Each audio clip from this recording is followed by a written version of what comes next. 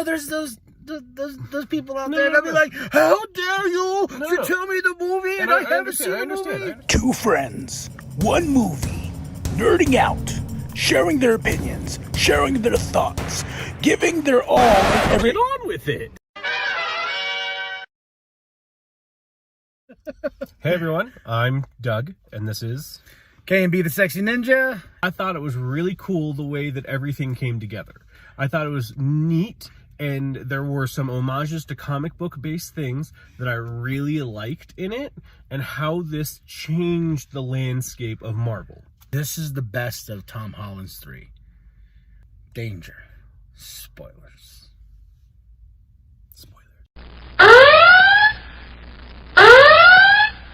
That part where Kraven the Hunter, literally, in that part when you see the things break apart, you see Kraven the Hunter in there. Rhino too, good Rhino, good Rhino, not robotic Rhino. I bought a guy in a rhino suit, a metal rhino suit. You're amazing. 2021. This is the best movie that I got to see. Yeah, and Tobey Maguire and Andrew Garfield. Back, I mean, like, and back in a certain way where it's not just a cameo. They played into the story, because I thought it was gonna be like, oh, they're gonna show up when you know, the sky's tearing and everything like that. It's gonna be that quick, you know, oh, we're here to help you, Peter. But no, they were part of the story. They introduced it in a really neat way too. Ultimately, the premise of the movie is everyone finds out Peter Parker is Spider-Man from the last movie. Yes. He gets blamed for Mysterio's death. He gets arrested for it. Ultimately, for some reason, they don't even explain how. Everyone knows who he is. Yeah, it's affecting his family. It's his senior year. He's trying to get into college with MJ and Ned at the same time. They have a bunch of like backup schools, and their key school they want to go to is MIT. Ultimately, none of them get in, and it's listed on the MIT application. The reason they can't get in is because of ongoing issues. Which pretty much is like, hey, you're Spider-Man or you're a friend of Spider-Man. He goes and sees Strange, Dr. Strange, to try to fix everything. Strange's option is to erase everybody's memory that Peter Parker is Spider-Man, which is pretty much everything outside of the college stuff. It's pretty much everything you could have gotten from the trailer. They try to cast the spell 5 separate times. Peter keeps changing the spell as Strange is trying to cast it. So it almost escapes. Strange contains it. So I thought they actually like did the spell, like at the trailer. That was my kind of thought was going on, but no. So they contain the spell. Turns out a few people got into their universe, and it was people who know that Peter Parker is Spider-Man. Peter Parker, ultimately being an idiot, hadn't actually asked the administration to reconsider his MIT application. Oh, yeah. So and that's it. Dog's like, you didn't call them? You decided to instead try to have me mind wipe the entire world as opposed to just calling admissions. I thought when you say it like that, it sounds stupid. He meets Doc Ock. Doc Ock actually takes part of this. I think there's a really cool part. He takes part of Parker's suit because he's wearing the Iron Spider suit, because he's not wearing his normal Spider-Man suit because like he's being harassed constantly as Spider-Man. Someone threw green paint on him. He takes control of Doc Ock's arms. Strange brings them back to his place, has Doc Ock captured, and they figure out, oh, hey, it's all these people that know who Peter Parker Spider-Man are here.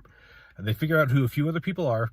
He captures Electro, Sandman, and Dr. Connors, the Lizard, had already been captured by Strange. Yeah, then Green Goblin kind of turns himself in because he's dealing with the back and forth. Osborn turns himself in. Yeah. Strange has him collect these people. He's going to send them back to their dimension. And the thing is, they all discover through talking to each other, all of the villains, that they all die. Like, it is ultimately their fate that they're all going to die against Sandman doesn't, though. Sandman doesn't die, and neither does Connors. Yeah. But ultimately, like, that doesn't make a difference. They're going to try to stop themselves from being sent. Parker decides he wants to save them instead of send them back to die.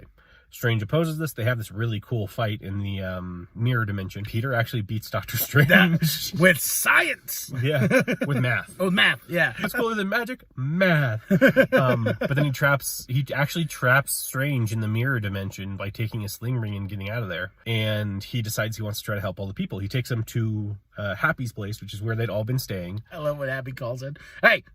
Why is there a cyborg dude that walked through my front door? But they cure Doc Ock. They fix the AI on the back of his neck so that he's actually in control, and it's silence for him. And that's a really touching moment. No, that was a very touching moment, especially when he's like, silence. Oh. No, so they help him, and they're trying to work on Green. They fix something for Electro, but it's like it takes time to work, so they have that sitting on him, and Peter's Peter tingle goes off. Oh man, that was cool, because if that was such a good standoff with it too, because he's like, one of y'all are gonna screw all this up. Osborn has been in control for a while, and Green Goblin actually took back over, and so there's a big fight between everything going on. Everybody pretty much like scatters except for the Green Goblin. Oh man, who beats the ever-loving tar out of Peter. And then that's a little mild. He whooped his ass. He did. And then May tries to use the cure they developed on him. Doesn't work. She dies. Peter gets really sad about it, and his friends kind of try to, he's disappeared. They don't know where he goes. So they try to use the sling ring they got from Doctor Strange that Ned can use. Yeah, Ned said he had tingles, and everyone's like, diabetes. But he opens a portal looking for Peter Parker. And Peter Parker approaches, but it's not our Peter Parker. It's Andrew Garfield. And then they're like, oh my gosh. So they have him prove that he's Spider-Man through kind of a hilarious set of hijinks. So then like, okay, well, we'll look for Peter again. They open another portal. And, oh, yeah. And skinny Tobey Maguire walks through.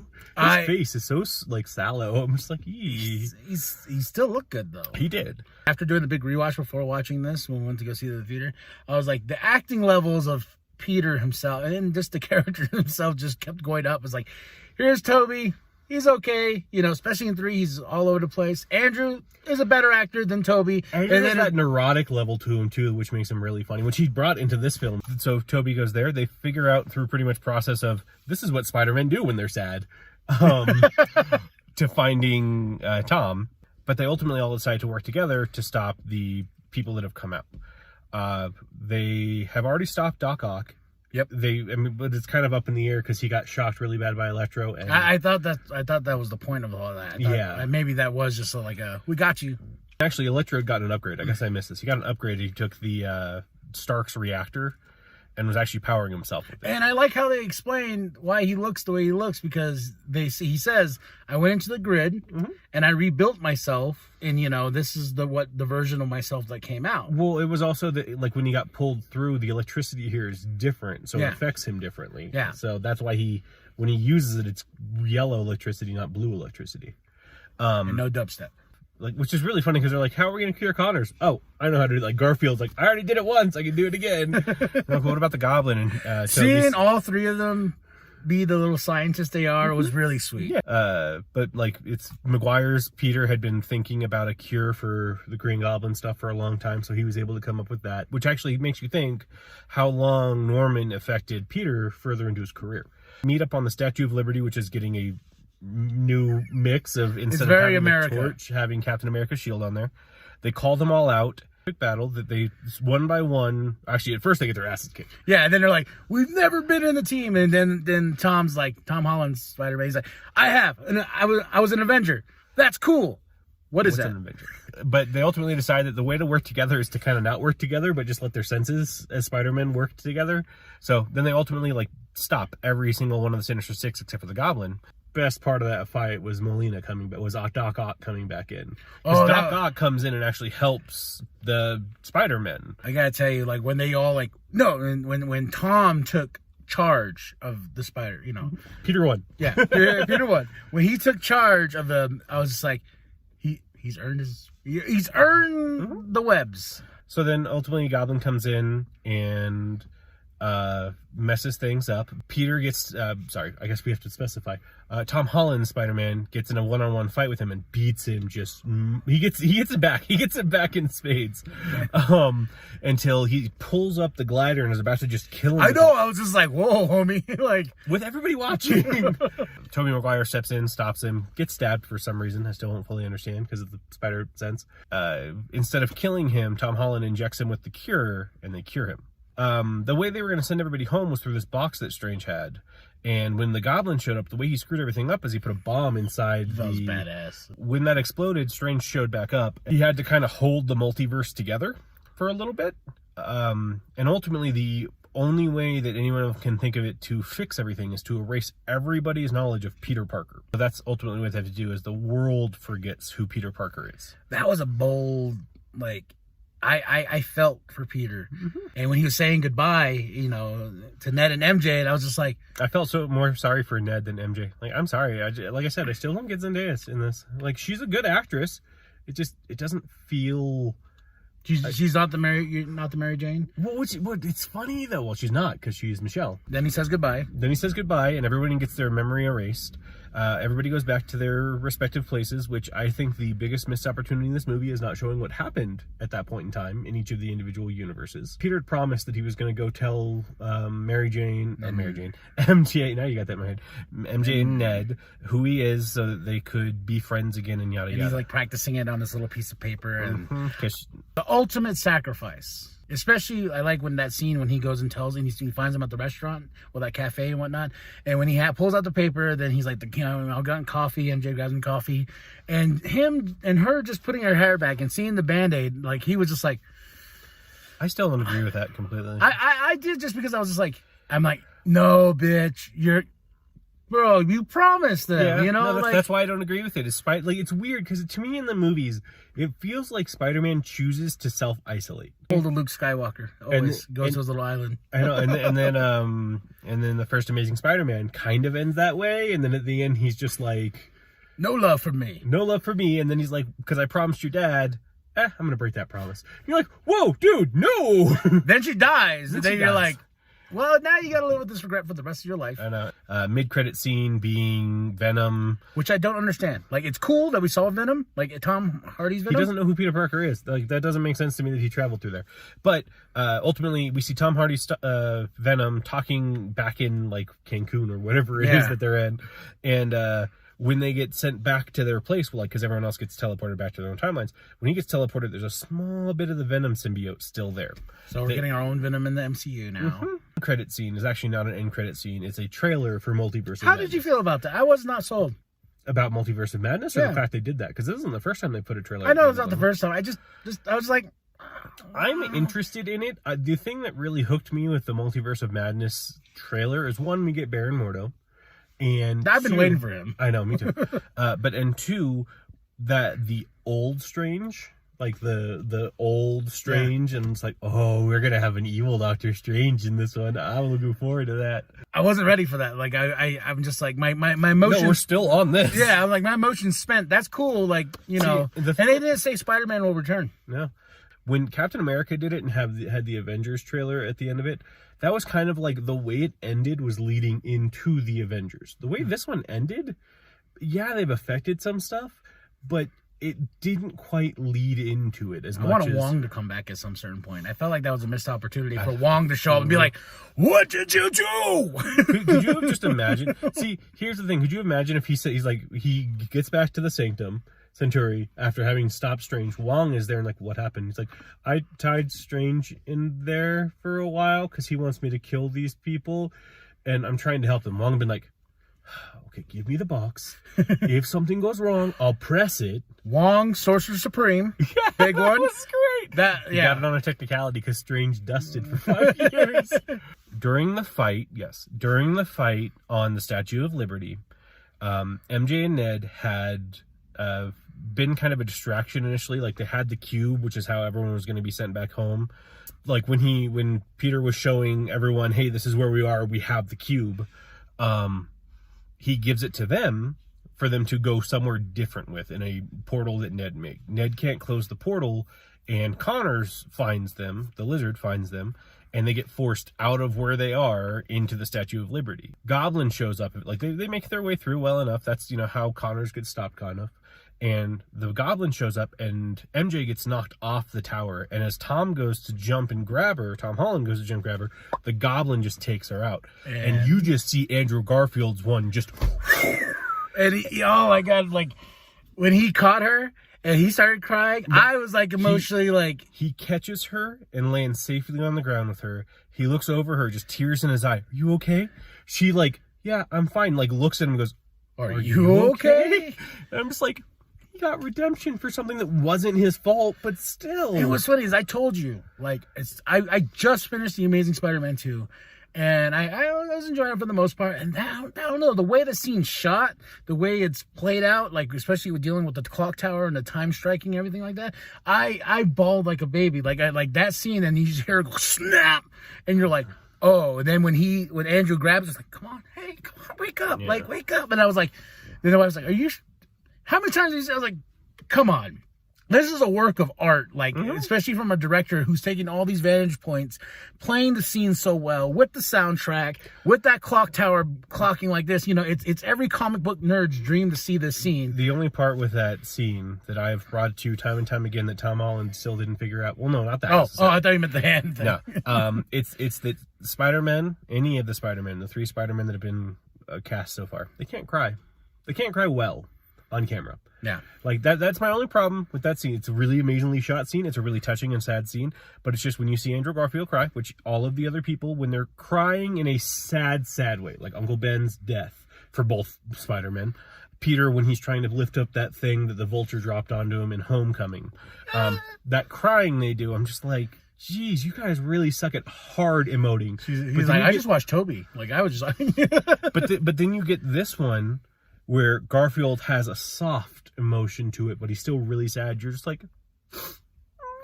And I will say, like, I'm happy we finally got the Uncle Ben moment with Aunt May. And because I'm really glad one of his parent figures finally died in a way that emotionally touches him. I was waiting for, with great power comes great responsibility, and they're hushing it, and then when it finally happened, I'm like, it paid off. Yeah, she died in a really weird way though. Gets hit, goes down, gets up. I'm He's trying fine. to walk her, and she's like, I'm fine. He's like, and then he's like, oh, yeah. you know. But I think that moment should have been like where he's like, are you okay? Then like him like holding her back of her head or something like that. And I mean like, no, you know. And this movie just hit all the notes for me because of how much I love this character. And doing the big rewatch too, and like I was just like, man, this is right up there with Spider-Man 2. For me, like this is. Oh, no. I think this may in theory be better than Spider-Man 2. The thing that makes the thing that kind of drags down Spider-Man 2, in my opinion, is Harry a little bit. His quest for wanting to kill Spider-Man gets a little ridiculous in that one. I will let you destroy the world if I get Spider-Man. I'm so pissed off that Spider-Man saved my life. How dare he save my life? What was it? I like to after doing the rewatch. I'm like, you hated your dad. Like, yeah, no, he legitimately did. He's just like, oh man, my dad loves my best friend more than he loves me. Oh man, this sucks. Oh no, dad is dead. I hate you. Oh, small part that we also cut over, the Kraven the Hunter thing. When the multiverse is like breaking open, Strange is explaining that like there's in the infinite multiverse, everyone that knows that Peter Parker Spider-Man is coming through, and you see a bunch of silhouettes. You don't actually physically see them. You see a bunch of silhouettes of a bunch of characters that like normal Rhino, not Paul Giovanni's Rhino. Such a waste of time too. I know. Kraven the Hunter, and like just a bunch of just like cameo fodder. Like someone going through those trying to pick out each cameo, that's going to be a long trip. Well, that's why we need to see this again in Cine 1. Yeah, no, that's... Be like, can you pause? Can you just pause real quick? Rewind a few seconds. All right. We got to rent the theater. Yeah. Rating? 8 out of 10. Oh no, 9 out of 10. 9 out of 10? I give it a solid 10 because it hit all the emotions, but I wish I celebrated that 10 with you and not everyone else being like, well, yeah. And I was like, it's not no well or eh. I was like, you didn't feel that emotion and power in that movie. I'm like, that I haven't felt that since Endgame. No, see, now I will say there was not that Endgame moment of the on your left. Like, there wasn't anything like that happened in this movie that gave, like, that huge sense of, like, chills through your body. Like, seeing Andrew Garfield there the first time, you're like, oh, yeah, that's what I was expecting. But, like, that on your left, and you see the portal start opening, like, that was a unique moment in and of itself. I do want to say one last thing, though, for my end of this. I'm starting to think that unless your name is Peter Parker, the line, with great power comes great responsibility, is actually a curse. That is a death flag for you right then and there. If you have a son named, or if you have a nephew named Peter, don't tell him that line. Tell us what you think of the movie. Tell us if you saw it. Did it make you cry? Did it make you feel all types of emotions? Did it make you realize you had your childhood Spider-Man, your middle-aged childhood Spider-Man, and your adult Spider-Man all in the same movie? We also completely forgot to mention the fact that Daredevil's in this. Oh! for like one scene. I had to He's walk the out and lawyer. go take my daughter because she had to go pee at that point. Yeah. There's a cool scene though that they're discussing. Like he's the lawyer that pretty much says that nothing's gonna stick, and then he's like, "Well, there's the court of public opinion." And at that point in time, a brick flies through the window, going straight at Peter. He catches it in the back of Matt catches it in the back of his hand. I missed that. Yeah. Oh. And Parker holds his hand up like because his spider sense kicked in to catch it. And he goes, "How did you do that?" And he like puts the brick down and goes, "I'm a really good lawyer." Kids, I swear. Yeah, well, yeah. We'll talk about that later. So tell us what you think. Spider-Man, No Way Home. And he got a new suit. We forgot to talk about that. He made a new suit. It's a very, very, Very shiny suit. Yeah. Very shiny. His twinkling spandex in the holiday time. But I'm still worried about the Venom thing. That just threw me off when it was like, and I was like, wait, what? Yeah. Maybe Venom knew who he was all the time, but Eddie didn't. All right. Let us know what you think. Like and subscribe. Share with your grandma. Share with your grandpa. Share with the bum down at Walmart. I am KMB the Sexy Ninja. I'm Doug. And with great power